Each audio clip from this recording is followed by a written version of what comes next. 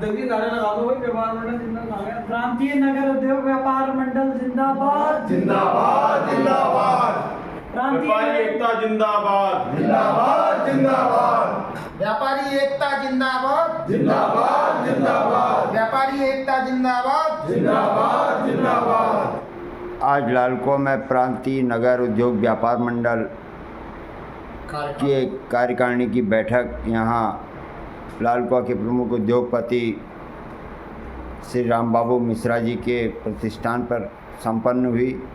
इस बैठक में आज क्या हुआ और क्या व्यापारी वर्ग आगे की सोच रहा है, इस पर हम बात करेंगे।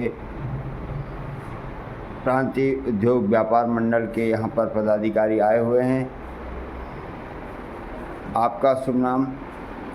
वीरेंद्र गुप्ता, आप प्रदेश संगठन प्रभारी। तो क्या आज मीटिंग हुई आप लोगों की कि जो उद्योग का जो कारोबार पूरे उत्तराखंड में है, तो उसमें आप लोगों को क्या दिक्कतें आ रही हैं और किस तरह उद्योगपति जो आप लोग कारोबारी लोग हैं वो किस समस्या से इस वक्त जूझ रहे हैं और क्या आप सरकार से उम्मीद करना चाहते हैं?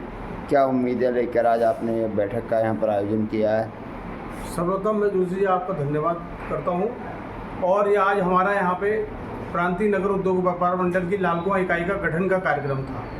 जो हमारे प्रदेश सचिव हैं और यहाँ के प्रमुख उद्योगपति और वरिष्ठ नेता और समाज सेवक हैं श्री राम बाबू मिश्रा जी, उनके नेतृत्व में, उनके सानिध्य में यहाँ पे लालकुआं की नगर इकाई का गठन हुआ है। और लालकुआं की नगर इकाई के गठन में हमने एक युवा चेहरे को आगे अनमोल सिंह को अध्यक्ष के रूप में दिया गया है। और जो यहाँ की नगर कार्यकारिणी का जो गठन हुआ है वो और अपने यहाँ के जो लालकुआं शहर हैं वहाँ के कई व्यापारियों को, कई और समाज सेवियों को जोड़ेगी और संगठन के साथ मिलकर यहाँ व्यापारी समस्याओं को आगे उठाएगी।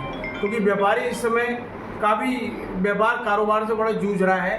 तो यहाँ पे हम लोगों ने प्रथम चरण में यहाँ पे जोड़ने का कार्यक्रम किया है। इसमें सभी वर्गों को, सभी धर्मों को और सभी दलों के लोगों को हम अपने संगठन में समावेश कर रहे हैं। जो कि हमारा इस समय कार्यक्रम चल रहा पूरे प्रदेश में इस प्रांतीय नगर उद्योग व्यापार मंडल को आगे बृहत बनाने का और इकाइयाँ जोड़ी जा रही। इसी क्रम में आज हमारा लालकुआं में गठन का कार्यक्रम हुआ है और आगे भी और रणनीति बनाई जाएगी व्यापारियों के साथ मिलके, और जो यहाँ की इकाई है वो हमें बताएंगे। लेकिन इस वक्त जो प्रमुख समस्या आप लोगों की है इस वक्त क्या है उत्तराखंड में?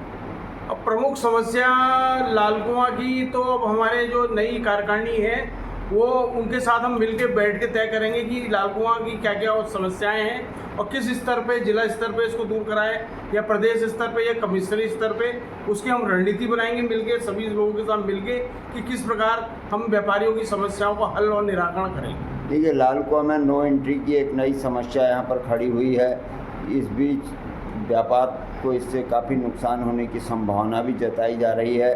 तो इस पर क्या आपका उद्योग व्यापार मंडल इस पर क्या निर्णय लेने जाएगा? नहीं, इसमें निर्णय हम प्रांतीय नगर उद्योग व्यापार मंडल जो हमने यहाँ पे जो प्रदेश सचिव मिश्रा जी हैं और जो नगर इकाई मिलके उनके साथ पहले हम समस्या को जानेंगे, फिर हम जिलाधिकारी जो हल्द्वानी में बैठते हैं नयन जी, उनके साथ मिलकर वार्ता करेंगे कि हमारी व्यापारियों की क्या समस्या है, चाहे जिलाधिकारी जी हों या एसएसपी हो। अभी कल ही हम हल्द्वानी के हम पूरे जिले के लेके कल एसएसपी जो नए आए हैं उनसे मुलाकात हमारी हुई थी और उन्होंने कई समस्याओं का समाधान भी करा कल मौके पे।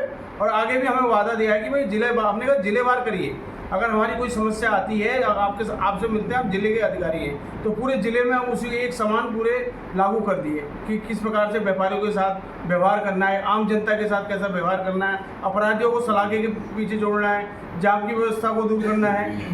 उन्हीं की चीज़ों को लेके संगठन जिला ही नहीं, शहर ही नहीं, पूरे प्रदेश में इस समय चल रहा है। हमारे हरिद्वार में इस समय बराबर आंदोलन चल रहे हैं। कई हरिद्वार के जो लोकल इशू हैं, क्योंकि देखिए हर जिले का अलग अलग इशू होते हैं और थोड़ा बहुत शहर के अलग अलग इशू हो जाते हैं। तो हम उनका ऐसा है, पूरे जिले का एक रणनीति बनाएंगे और जिले का एक ऐसी समस्या योजना बनाएंगे कि अगर हमारा नैनीताल, बवाली, भीमताल और इधर गोलापार है, चाहे रामनगर है, तो एक सामूहिक रूप से हम जिलाधिकारी जी से मिले, चाहे एसएसपी साहब से मिले, उन सारी समस्याओं का हल कराया जाएगा। देखिए, उद्योग व्यापार मंडल तो कई उत्तराखंड में है, लेकिन आपने जो प्रांतीय नगर उद्योग मंडल जो बनाने का ये प्रयास किया था, इसके पीछे क्या रीज़न था कि क्या सपने थे प्रांतीय नगर उद्योग व्यापार मंडल कोई अभी नया हमारा व्यापार मंडल नहीं है, काफ़ी पुराना है हमारा व्यापार मंडल और चल रहा है। इसके जो हमारे प्रमुख पदाधिकारी हैं, जिस समय उत्तर प्रदेश में व्यापार मंडल का गठन हुआ था उस समय के पदाधिकारी हमारे साथ हैं, चाहे वो डॉक्टर धर्म यादव के रूप में हो,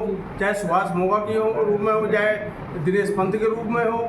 मतलब इस प्रकार से हमारे संगठन में काफ़ी जो पुरानी पीढ़ी है, करीब 45-40 साल से जो व्यापारी, उसको क्योंकि पूर्व में व्यापारियों का उत्पीड़न बहुत होता था उत्तर प्रदेश के समय।